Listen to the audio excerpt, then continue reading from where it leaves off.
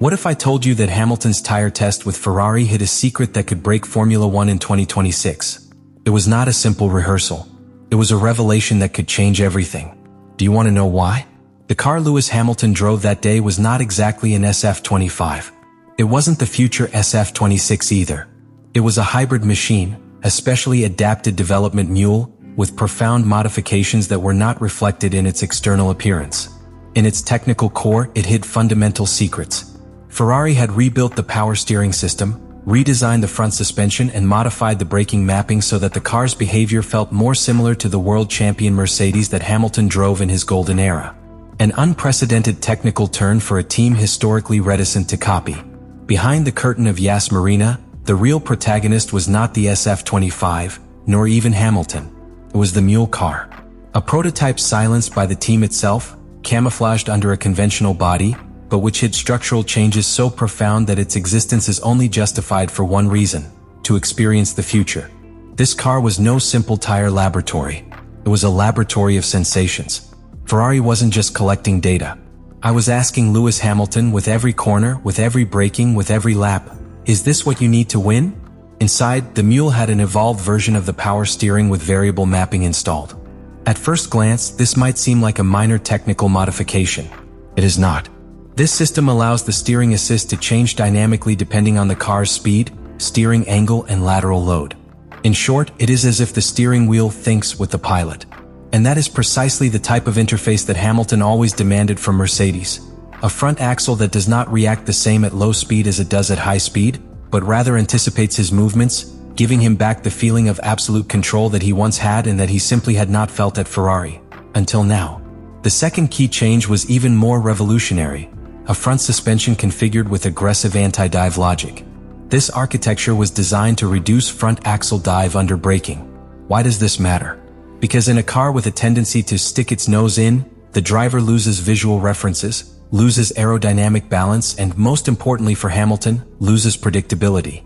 Mercedes had been a master at this during the hybrid era, and Ferrari, after years of insisting on a softer suspension philosophy adaptable to different styles, finally gave in to the evidence. If they wanted Lewis to be competitive, they had to build him a front end like the one in his glory days. Within Maranello, the decisions made after the test were not minor. The simulation and vehicle dynamics departments have been restructured internally. A new group of engineers has been appointed to focus exclusively on what is already known internally as the Hamilton Project. A multidisciplinary technical team with priority access to R&D resources, whose sole objective is to develop a car whose technical logic is not born from Ferrari tradition, but from the experience of its new star driver. This decision is extraordinary, because Ferrari has always been a team that designs Italian-style cars. Powerful, fast in a straight line, aggressive in traction, but with a chronic tendency to understeer. Cars made for bravery, not surgical precision. But the problem is that Hamilton is not an improvisation driver. He is a steering wheel engineer. His talent is not based only on his speed, but on his ability to understand, adapt and squeeze technical concepts like few others in history. And now, for the first time, Ferrari openly acknowledges it. One of the clearest clues of this new direction was leaked days after the test.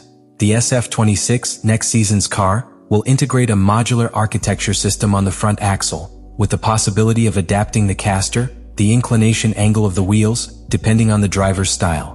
This is a technical detail that may go unnoticed by many, but it is the type of adjustment that defines the behavior of a car in a fast corner. At Mercedes, Hamilton used this flexibility to shape the car to his liking at each circuit. At Ferrari, this level of customization had never existed. But beyond the mechanical changes, there is an even more important change, the cultural one. The cameras captured something almost symbolic after the Abu Dhabi test. An exchange between Lewis and his trusted engineer, in which both of them walked away from the rest of the team and discussed in low voices in front of the mule. It was brief, but the body language was clear. They were talking about the future. It was no longer about how to survive the present, but how to shape tomorrow. Ferrari has also begun to shield its surroundings. Some decisions confirm this. Access to the simulator room has been restricted exclusively to a select group of pilots and engineers, and several external suppliers have been replaced by trusted personnel close to the work methodology that Hamilton knew in Brackley. It is a silent adaptation process, but deeply revealing, because it's not just about making adjustments. It's about turning Ferrari into an extension of the Hamilton mentality. And while all this is happening in the corridors of Maranello, the grille is beginning to take note. Red Bull has intensified its efforts in developing the 2026 car, aware that the cycle of aerodynamic dominance based on ground effect is running out. Mercedes, for its part, is beginning to show signs of resurrection with Antonelli growing and Russell as a pillar. But the difference now is that Ferrari is no longer building a generic car for two different styles. He is building a precise weapon for a single objective, to regain the top with Hamilton as the central axis of the project. What is being developed is not just a new car. It's a new Ferrari. One that, for the first time in decades, is willing to give up her ego to embrace the pure logic of victory. And if this bet goes well, the 2026 season will not just be an opportunity to fight for championships. It will be the scene of a historic renaissance. If everything that is brewing at Ferrari is real and every sign indicates that it is, then we are facing the birth of a completely new version of the Scuderia. One that is built in silence, not from pride or tradition, but from self-criticism, humility, and engineering focused on detail.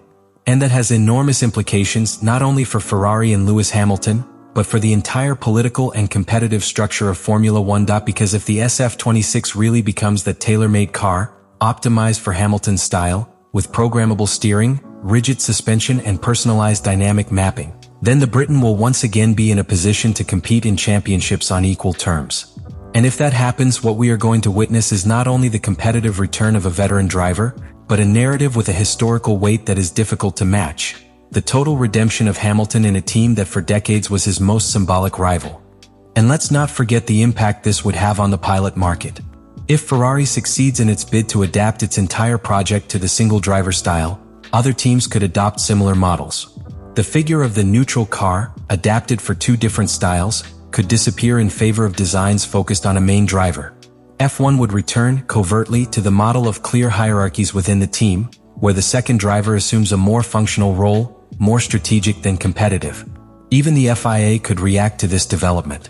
If cars begin to incorporate steering and suspension systems that are customizable for each driver, a trend that until now was marginal, debates could arise about stricter regulations to avoid excessive disparity between teammates. Because when a car becomes an exact extension of a single driver's body, technical equality disappears. In short, what is happening at Ferrari is not an isolated technical change. It is a dress rehearsal for a new way of understanding Formula One. One where the drivers no longer adapt to the car. One where the car adapts surgically to the driver. And if this works, not only will we see a more competitive 2026 season, we will see a structural change in how teams design, develop, and prioritize their projects. Ferrari is not alone trying to win. He is trying to change the rules of the game. And if it succeeds, F1 in the coming years could have a new technical pattern. One with the number 44 as a reference. What we witnessed in Abu Dhabi could pass as a footnote in official reports. One more test, a routine closing of the season. But it wasn't. Because in the middle of that silent day with a half-empty paddock and the media spotlights turned off, something happened that could reconfigure the technical and emotional hierarchy of the entire Formula One. That day, Lewis Hamilton smiled again inside of Ferrari. And not because the weather was the best, but because for the first time all year he felt that the car was responding to him, and not the other way around. Leave me your thoughts in the comments what you think of all this.